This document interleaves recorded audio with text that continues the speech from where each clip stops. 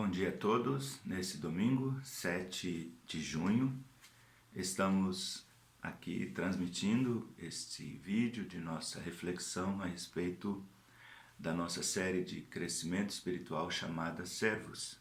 Ainda na letra V, pensando no texto de Hebreus a respeito de visualizarmos pela fé um futuro glorioso e promissor. A passagem bíblica que chama a minha atenção é Hebreus 11:6, embora hoje também vamos seguir do verso 17 e em diante. Esse texto de Hebreus 11:6 diz que sem fé é impossível agradar a Deus, pois quem dele se aproxima precisa crer que ele existe e que recompensa aqueles que o buscam. Visualizar pela fé um futuro glorioso e promissor é muito importante para que nós não nos deixemos abater pelos dados, pela realidade, pelas perspectivas e pelas dificuldades que vivemos no presente.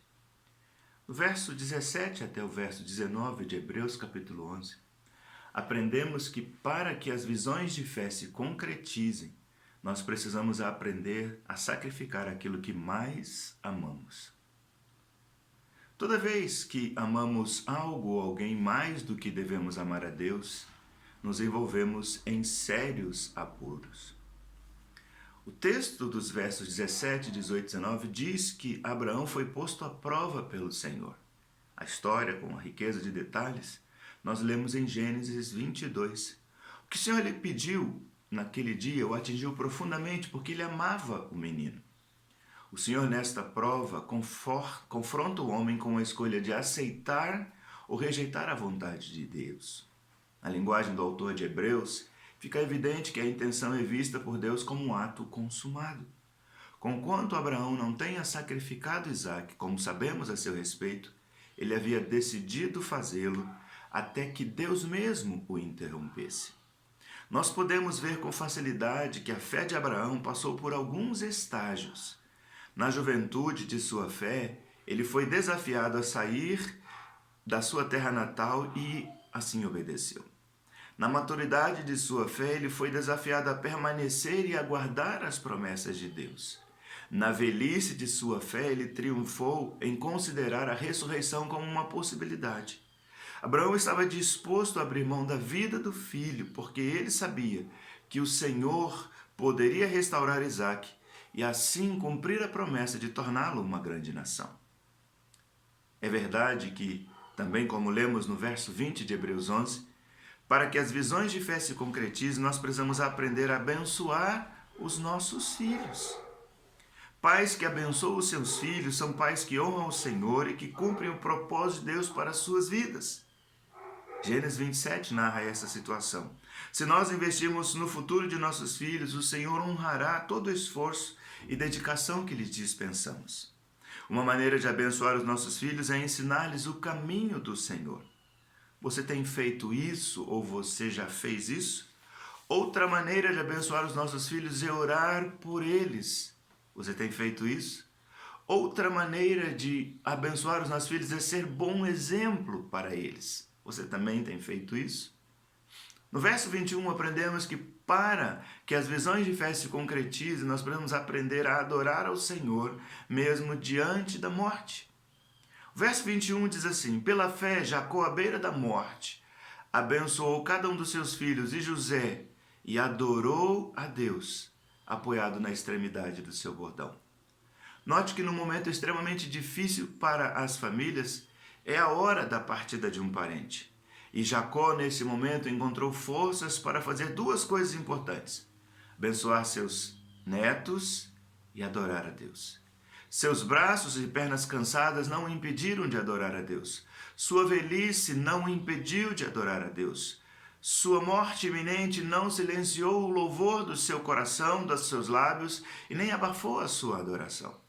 Sua cegueira física não impediu que os seus olhos da fé enxergassem aquele sobre quem a bênção do Senhor repousaria. No verso 22 aprendemos que para que as nossas visões de fé se concretizem, nós precisamos aprender a crer na libertação que o Senhor oferece. Mesmo José, que teve e que fez a sua vida no Egito, que foi responsável pela acolhida do seu povo e pelo lugar fértil e produtivo onde se instalaram, cria na libertação que o Senhor daria aos seus descendentes. Olhe Gênesis 50. Sua preocupação com esta questão foi tão sensível que ele instruiu os seus que levassem seus ossos quando o dia da libertação chegasse. José cria que um dia o Senhor visitaria o seu povo de novo, e eles livres poderiam levar o seu caixão para a terra prometida.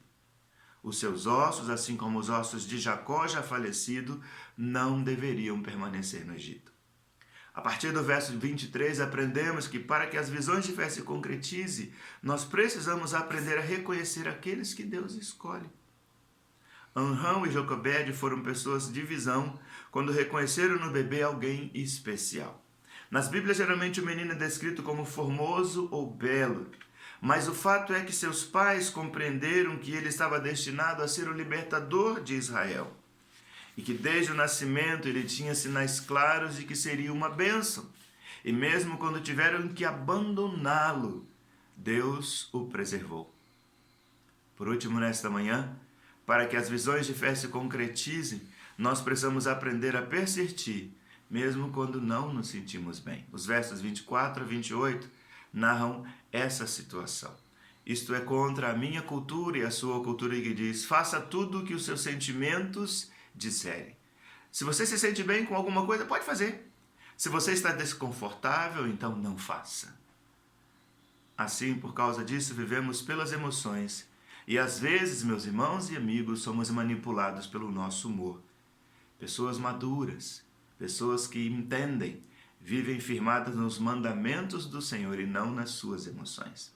As emoções vão e vêm, a fé persiste. A fé não desiste, a fé não desanima. A fé te capacita a fazer a coisa certa mesmo quando você está cansado ou mal-humorado. A Bíblia me ensina como é que se desenvolve essa fé persistente. Olha aqui o exemplo de Moisés. Pela fé deixou o Egito e não teve medo e nem raiva de Faraó. Pela fé ele manteve-se em seus propósitos como um homem que vê o invisível. Pela fé ele conduziu uma nação da escravidão à libertação. Pela fé, ele esperou por 40 anos, caminhando no deserto. 40 anos é um bom tempo para testar a sua persistência?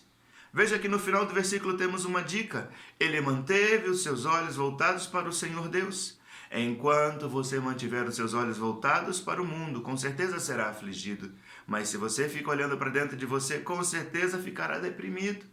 Mas se olhar para o Senhor, você encontrará o repouso, o descanso e a libertação. Tenham todos um bom domingo. Oremos uns pelos outros. E não se esqueça, às 18 horas temos nosso culto online pelo Zoom. Participe conosco e que o Senhor te abençoe.